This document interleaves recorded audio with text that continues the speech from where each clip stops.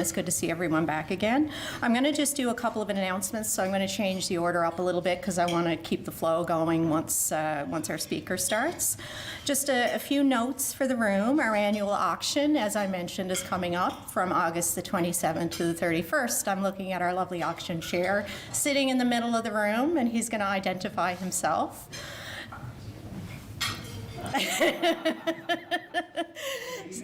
So if you haven't heard from Steve, I highly doubt that you haven't, but if you haven't and you're looking for a way to donate, we are still accepting donations. Our auction is set to open on the 27th of March, which is only a couple of weeks away. Everyone, the auction committee is very busy behind the scenes getting everything ready, and we have some wonderful items that you can go in and bid on. If you're following us on Facebook and Twitter, then you will see some little sneak peeks of what's going to show up there. I'm not going to give away all the details because I want you to go in and look at it. So look us up on Facebook and Twitter, and we'll be sending out as well the link to the hand bid app so that you can go out and get yourself registered. And please bid often, and bid up. That's my only advice to you. If you haven't already donated, again, my friend Steve will be happy to take your check, your donation, or we will accept any form of payment should you choose to do so. Just to step aside on that, the reason, of course, we're doing it all is for our Homeless Veterans Project. So this is a club-initiated project that is just one that's going to be for our own club, and it's going to be a grassroots project. So that's something that, as long as I've been involved in Rotary, people have been asking for. So what happens with this auction will basically dictate how that project is going to unfold going forward. So if you can give, please give. What I will also say is that it also supports many other projects of Rotary, our Christmas hamper project, the backpacks in the fall, different projects that we have, our scholarship programs, the donations that we've done to Polio Plus over the last year. All of that comes out of our auctions. So that is the main driving force of this club. We're looking towards a very successful auction. What I will say is that this will probably be one of the most successful auctions just based on what we have to date.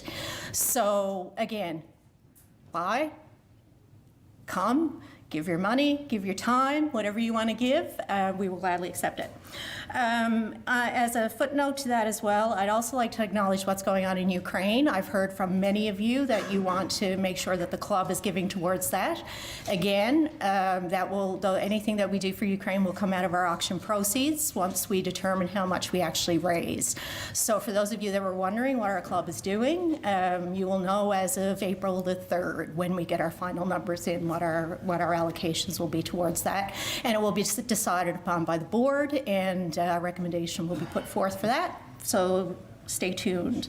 I encourage you all as well. You've seen the emails that's come out from Margaret, so there is an opportunity there to give individually. There's so many different ways you can give. Give with the way that touches your heart most, and that's all I'll say about that, because what's going on over there right now is certainly something that all of us can sympathize with.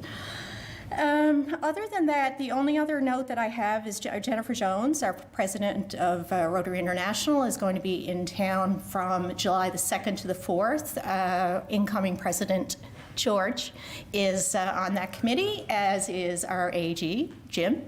They will be happy to provide you with any details that you would like on that. Early days, there's lots of planning going on, and they will be happy to tell you all about it, should you choose to have any questions on that.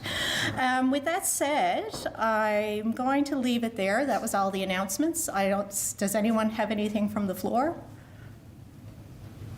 No? Seeing no one come up? I will ask for Kevin to come up and introduce our guest speaker of the day, please. You might know him.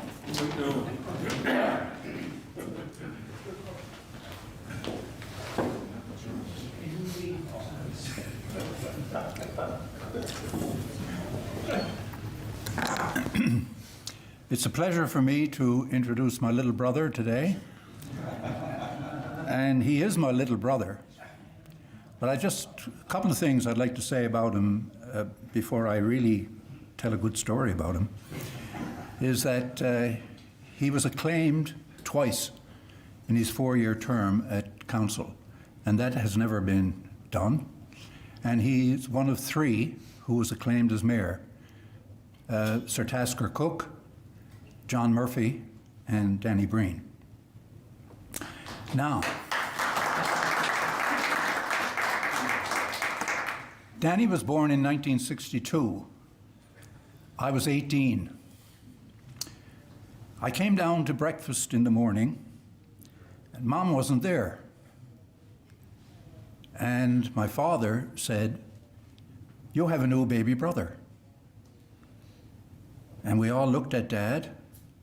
I'm 18. I didn't even know the woman was pregnant. So, being an East End Irish Roman Catholic, I immediately figured it out that Danny was ordained for great things. First of all, he was immaculately conceived.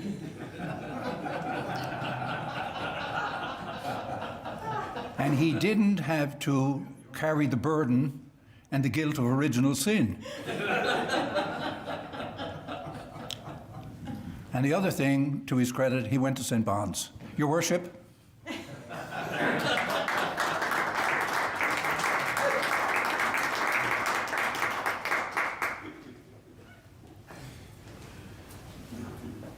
yeah, I'm always shocked when he tells that story. Because he was 18, right?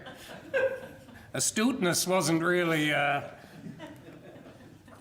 But it's a great day on St. Patrick's Day, especially, and Kevin would tell you that there's the 3 biggest days in the Breen family are St. Patrick's Day, Regatta Day, and Christmas Day, in that order. And St. Patrick's Day was an important day because today will be our mother and father's 80th wedding anniversary.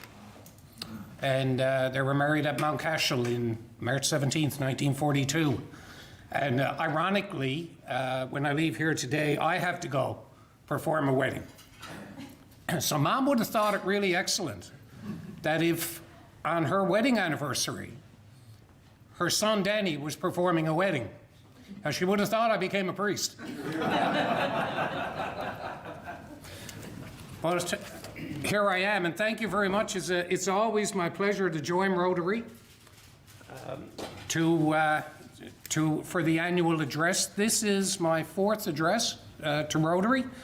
The last one was March the 5th of 2020. And just after that time, we were talking about the challenges that businesses and residents faced in Snowmageddon after an 8-day state of emergency. And I remember that time, I got a phone call from a couple of business people who said, 8-day state of emergency, closing businesses, that's just unbelievable. You just can't do that. So I phoned a couple of them back just after the pandemic. I said, 8-day state of emergency, how do you like me now? Because it became 2 years. We never thought on March 5th, 2020, that we'd face the 2 years that we have faced. So we came from Snowmageddon and emerged from the storm of the century. Then we were plunged into a public health crisis of our times. Literally an economic, social, and demographic storm of a century. Over the past 2 years, we have faced unprecedented challenges, working our way through the reopening phase of the pandemic, and the challenges that we face still remains daunting to everyone.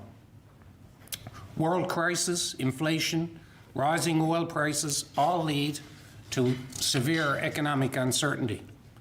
And adding to that, the impact the last 2 years have had on both businesses and residents. We are indeed in the eye of a perfect storm right now. At the City of St. John's, we have been weathering our own storm of sorts, our financial health, and therefore our ability to provide municipal programs and services which are tied directly to the level of taxation. While the City of St. John's moved swiftly to implement public health guidelines and offer tax relief for property owners, no one could have predicted in March of 2020 that 2 years later, we would only now be cautiously adjusting to an endemic state. It is still unclear what the long-term effects will be both on our economy and on our day-to-day experiences.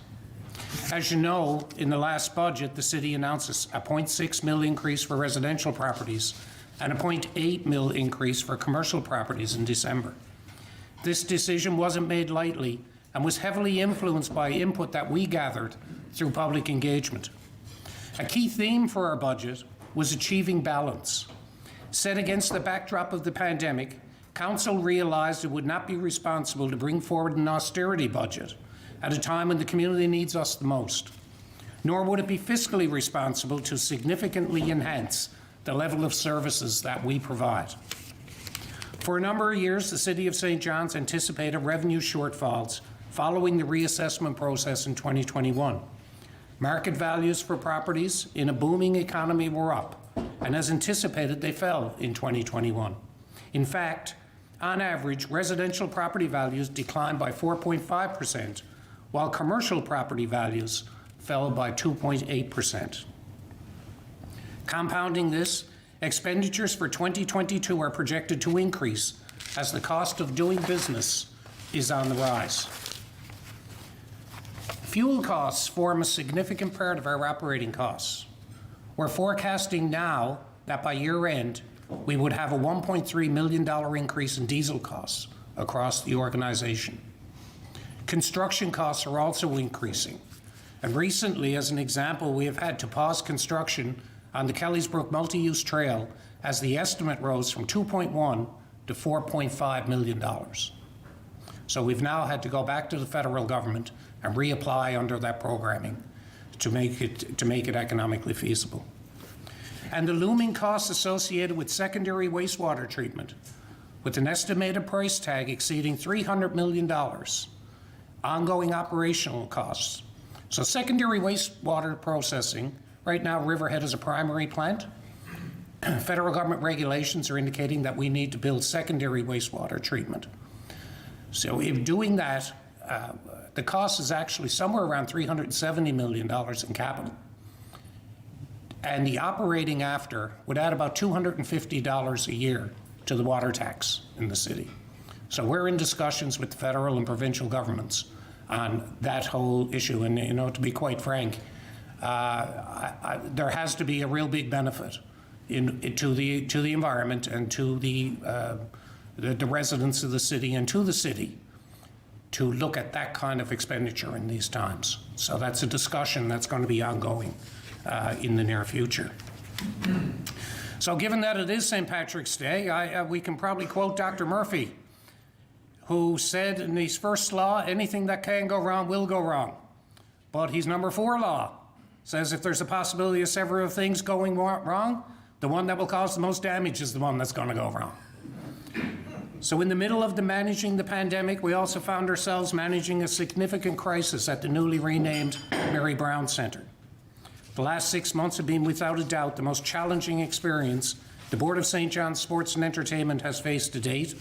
We were compelled to take an action that impacted many individuals and many businesses.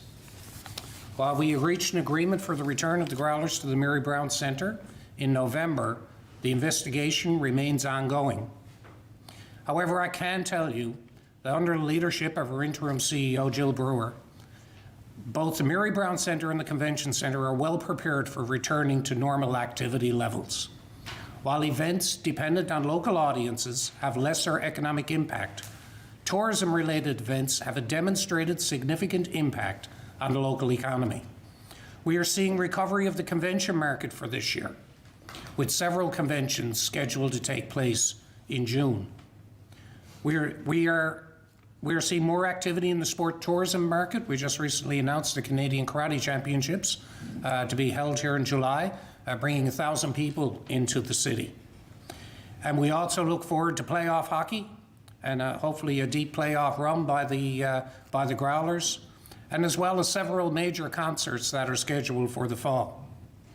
The ability for us to negotiate as a municipality for events like the Briar that we've had in the past, or to be able to use these facilities extensively for the 2025 Canada Games, make the cost of ownership and operation of St. John's Sports and Entertainment important to the city and an important economic generator. Very soon there will be significant changes made to the governance structure which will increase the independence of the board. And as evidenced by the many events planned in the coming months, we're pleased to say that St. John's Sports and Entertainment appears to be on the path to recovery.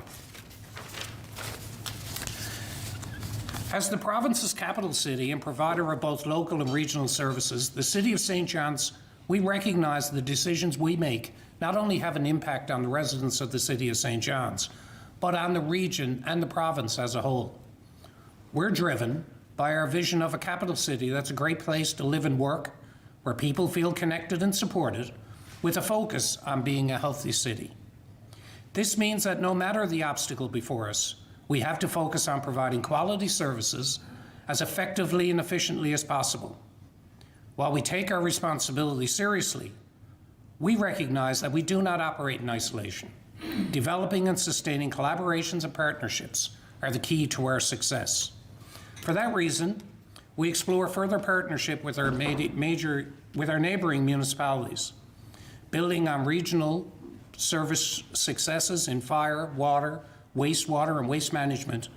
Now we're examining the potential of creating a regional economic development vehicle where we can work together to leverage the strengths of each municipality to take advantage of economic growth opportunities before us. It's really quite simple. Anything good that happens in St. John's is good for everyone. Anything good happens in Mount Pearl is good for St. John's and Paradise, CBS, and the province. So we need to work together to market the whole St. John's region to the country and to the world. And so we're working on that now. We're in the, actually, as we speak, that's Michelle's mom. I didn't tell her. Okay. Just keeps calling me. Yeah, so we recognize that, and as we speak, actually, there's meetings going on about that now. So we're hoping to have something further on that in the near future. But also important to us are community partnerships, and I can tell you from experience as a community partner, the Rotary has been nothing short of stellar. Looking over the long list of initiatives you have supported and continue to support points to one theme we share: the health, well-being, and connectedness of our community. Leaders from the World Health Organization, the federal government, provincial governments, and municipal governments all recognize the important role that their organizations must play in tackling the complex social issues that are resulting in the poor health and mental health of our population. Locally, St. John's is an aging population, and we're seeing the highest rates of poor health, poor mental health, and disease in this demographic. Unfortunately, our youth are also facing a health crisis and have been labeled by some as the first generation in history that will have a lower life expectancy than their parents. Our local community centers are observing an increasing number of children and youth experiencing mental health issues such as anxiety, depression, and self-harm in ages we have never seen before. Although it is difficult to pinpoint the exact cause of these increases, research has proven that poor nutrition, physical activity, and sleep patterns, combined with increased social media screen time and reduction in quality connections to community, are having a negative impact on mental health. Excuse me. At the opposite end of the lifespan, our seniors are experiencing more mental health issues, with a provincial statistic of 1 in 4 seniors living with a mental health problem or illness, including depression, dementia, anxiety, drug abuse, or gambling, to name a few. Social isolation has potential to be playing a significant role, as many seniors are left with limited choices but to move to St. John's from smaller municipalities to receive care and access to services. As we emerge from the pandemic and begin to adjust to the new normal, I believe that communities need to put greater emphasis than ever before on community connections. I know the issues that I've faced with since 2017 and I've been mayor, many of those issues are not ones that were faced by previous mayors. So this is a very evolving issue that we're dealing with, and the role of municipalities. It hasn't been in this area before, but we need to take that action within our community. Our new Healthy City strategy, a joint initiative with Eastern Health, provides council, staff, partners, and stakeholders with a framework to consider health and wellness as part of their strategic planning, budgeting, and delivery of programs and services. The Healthy City strategy is about making small changes in our systems and our neighborhoods that promote mental and physical health, strengthen capacity, and create a healthy future for all of us. And we are making excellent strides in our commitment to the environment. It's interesting and compelling that before a child born in 2021 becomes 30 years old, they would have seen the sea level rise and the weather become wetter, warmer, and more extreme. Because of this, City of St. John's declared a climate emergency in 2019 and committed to developing actions toward net zero greenhouse gas emissions before 2050. This target aligns with our provincial and federal government, as well as hundreds of communities across our country. On May 2021, Council adopted the Corporate Climate Plan, which outlines actions to address the St. John's Corporate Climate Plan and reduce the organization's share of greenhouse gas emissions. However, the city operations are only 1% to 2% of our total community emissions. So we are working on addressing all the rest in collaboration with the community through strategies and actions proposed in the Resilient St. John's Climate Plan. Having these formalized strategies help engage and align the community and other levels of government on issues that matter to them while promoting change at the neighborhood level. We continue to work aggressively on operational efficiency, with more continuous improvement projects being announced and finalized annually. Sometimes, all the time, public organizations are accused of being out of control in terms of spending. And we get our fair share of criticism on that front. Just tune in to Paddy Daly in the morning. But I'd like to point out that the city's annual budget increases have hovered around 1.2% for the last 5 years, which, given the rate of inflation alone, is a fairly reasonable figure. We're committed to keeping our human resource costs under control and focusing on stability through partnerships with community and government organizations. For this reason, for example, we will continue our commitment to support community groups and organizations, our arts community, and those who are working to offer recreation programming and protect heritage by maintaining our community grants program. Just a few weeks ago, we announced over $1.6 million in grants for 2022. These funds are often the small commitment organizations and individuals need to access other levels of funding and to offer excellent programs and services in our community. And our capital expenditures for 2022 also earmark funds for important community projects, like the beginning preparatory work for a new skating surface in Boring Park, similar to the Loop in Bannerman Park, the new pump track in Kitty Vitty, a community partnership project, new washrooms at the Dennis Lawler Municipal Park near Port Heights, and detailed design work as we reimagine Churchill Square.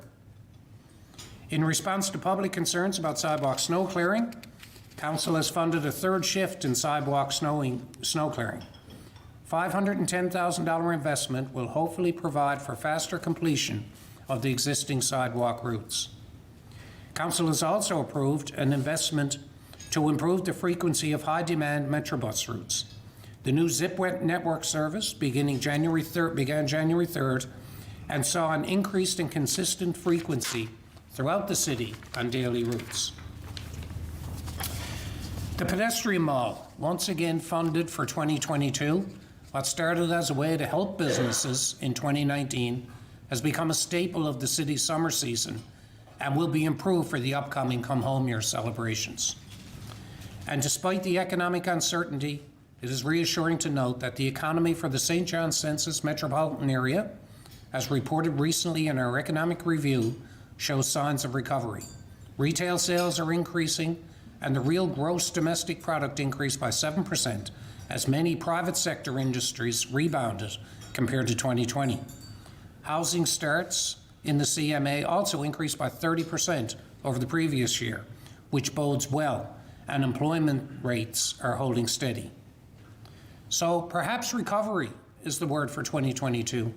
Recovery from the pandemic, recovery from an economic downturn, recovery in our lives as we burst the bubbles and return to community activity.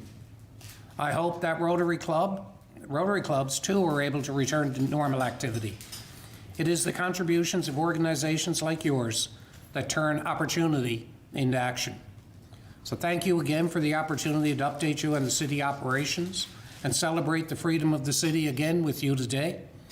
Rotary's work in the community is vast and has been integral to the protection, growth, and enrichment of the citizens of our city and our province. Thank you very much.